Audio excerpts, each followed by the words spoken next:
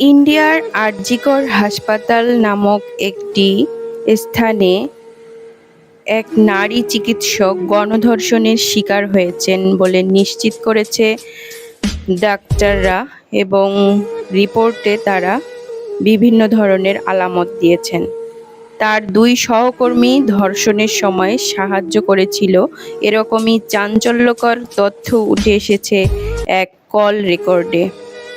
তার এই অমানবিকভাবে মৃত্যুবরণের পিছনে মানুষের চোখের জল আর লোম দাঁড়িয়ে যাওয়ার মতো ঘটনা ঘটে গেছে।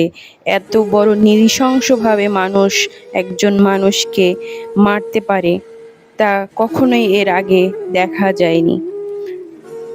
একটি মেয়েকে বলা হয়েছে 18 জনের মতো ধর্ষণ করেছে। একটি বনের বাঘ সিংহ খেয়ে ফেললেও তাও এত কষ্ট দিত না। এর জন্য সঠিক বিচার চাই আর কঠিন শান্তি কামনা করছি।